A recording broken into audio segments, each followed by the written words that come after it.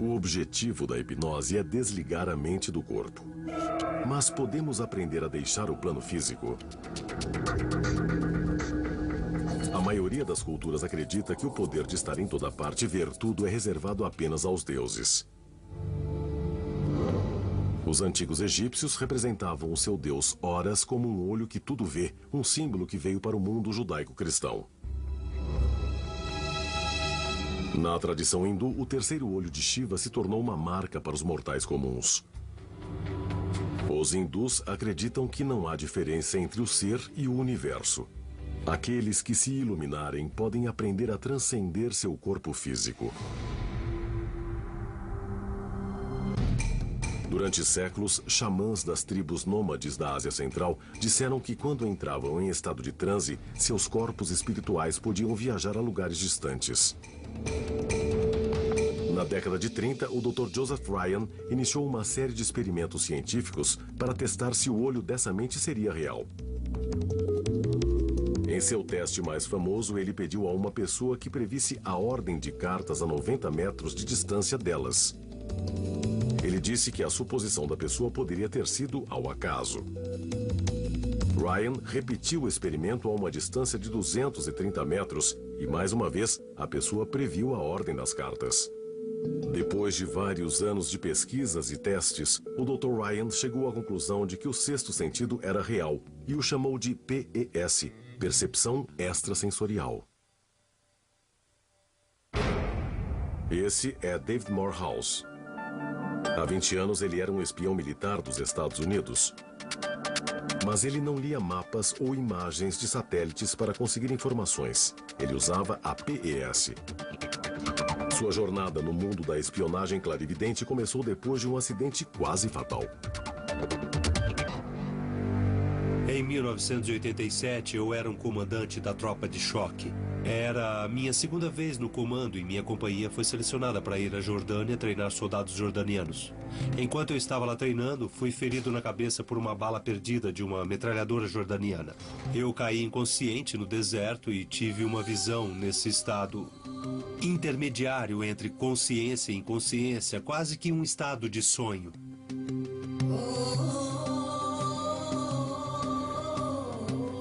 A maioria das pessoas que teve esse tipo de visões, feito pesadelos, reluta em falar delas. Não é fácil sentar aqui e dizer que eu me desloquei de alguma forma. Algum portal se abre e algo que eu não percebo entra por ele. Mas o que Morehouse não sabia era que 10 anos antes, os militares americanos tinham contactado dois físicos, Russell Targ e Harold Puthoff, para testar as aplicações da PES. Em meio à Guerra Fria, os militares americanos buscavam novas maneiras de reunir informações sobre a União Soviética. O governo americano estava procurando maneiras de aumentar o potencial de performance humana. Eles queriam tentar usar a mente humana para ver o campo de batalha, assistir a batalha se desenvolver antes que ela ocorresse. Era uma técnica chamada de visão remota. O espião clarividente ficava numa sala, isolado do mundo externo, recebia coordenadas de um alvo e pediam que ele descrevesse o que via. Experimentos anteriores deram resultados surpreendentes. Uma das mais incríveis foi de Pat Price, um ex-delegado de polícia de Burbank, Califórnia. Ele foi instruído a ver à distância uma unidade militar soviética e relatar o que tinha visto. Ele desenhou um guindaste de pórtico com 8 rodas que rodavam em trilhos. Ele também desenhou esses cilindros de gás. Esse é um desenho da imagem real da unidade soviética vista por satélite. O desenho revela semelhanças significativas com a visão de Pat Price, incluindo o número de rodas no guindaste. Foi um acontecimento incrível na visão remota. Como resultado dessas descobertas, o governo começou a recrutar espiões clarividentes para participar de programas de visão remota, e David Morehouse foi um deles. Foi estranho sair do plano físico como comandante da companhia de infantaria para entrar nesse plano metafísico da visão remota. David Morehouse foi enviado a uma unidade confidencial para ver se poderia usar seu sexto sentido. Terra revela o... Em 1988, David Morehouse foi enviado a Fort Meade, Maryland, para se tornar um clarividente. Para avaliar a capacidade de visão remota de David, a CIA deu a ele um alvo de teste. Era a Biblioteca do Congresso. Mas David só tinha umas coordenadas em código para se conectar ao alvo. Ele desenhou primeiro uma linha abstrata e depois registrou dados sensoriais como cores, texturas, temperaturas e odores. As informações do subconsciente de David agora começam a preencher as páginas: preto, branco, vermelho, azul, vidro, metal, livros, revistas, mármore. De repente, bum! Mais outro desenho, outra imagem que vem à mente. Então eu desenho isso aqui, com um domo. O desenho foi um sucesso impressionante, mas Morehouse continuou. Mais informações preenchiam o quebra-cabeças. Mais informações preenchiam o quebra-cabeças. Arquivos, a Declaração dos Direitos, Congresso, Constituição. No final da sessão, esse foi o resumo do alvo secreto. Prédio do governo com documentos históricos protegidos, significativos ao povo e à sua história. Foi uma boa sessão para um clarividente, então, um novato. Eu já estava pronto para o trabalho. Parece um tiro no escuro impossível, mas o objetivo da CIA era fazer com que os clarividentes dessem bons resultados. Morehouse ajudou a esclarecer as regras que tornariam a visão remota uma capacidade que pode ser aprendida. Qualquer um pode fazer isso. Claro que vai haver gente melhor nisso que outros, mas qualquer um pode aprender a fazer isso, a desvendar esse potencial. De acordo com o protocolo, o clarividente primeiro capta informações sensoriais e registra no papel em forma de palavras e desenhos. No estágio de aprendizado, o clarividente senta numa cadeira em uma mesa com papel e canetas diante dele. Um observador fica na sala.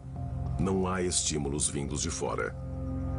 Em níveis mais avançados, o clarividente pode decidir se deita, ouve música ou usa uma venda para alcançar um estágio mais profundo de consciência. Os clarividentes mais bem-sucedidos conseguem desenvolver a capacidade de se bilocalizar, ou seja, estar em dois lugares ao mesmo tempo. A bilocalização é quando o corpo físico do clarividente começa a manifestar indicadores fisiológicos do que a pessoa está vivenciando no local-alvo. Então, digamos, por exemplo, que um clarividente está vendo um depósito de mísseis na Sibéria em temperaturas abaixo de 0. O clarividente os vê nesse alvo e, de repente, a temperatura de sua pele começa a cair e a temperatura central de seu corpo começa a baixar. Isso é uma bilocalização.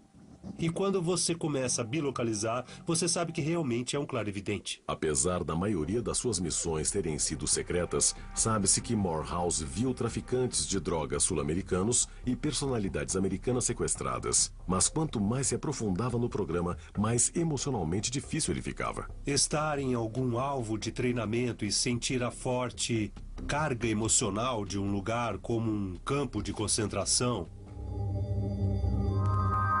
ou entrar na mente de um ditador militar, ou até de um traficante. Todas essas coisas têm um peso cumulativo na psique humana. Depois de 3 anos como clarividente, David abandonou o programa. Ele, que nunca tinha pensado em um sexto sentido, virou alguém para quem a PS era tão real que se tornou extremamente dolorosa. O entendimento do que estava havendo com você não era importante. O mais importante era utilizar você como ferramenta de coleta de informações dos inimigos reais e imaginários da nossa nação. Apesar do cansaço emocional que David viveu como clarividente, agora ele percebe que está munido de uma ferramenta poderosa de alteração de mentes. Inegavelmente, saber que há algo além do físico do qual você faz parte, que você está conectado a isso o tempo todo, é uma sensação muito poderosa para se assumir na vida. A visão remota é uma das ferramentas que ajudam você a chegar lá.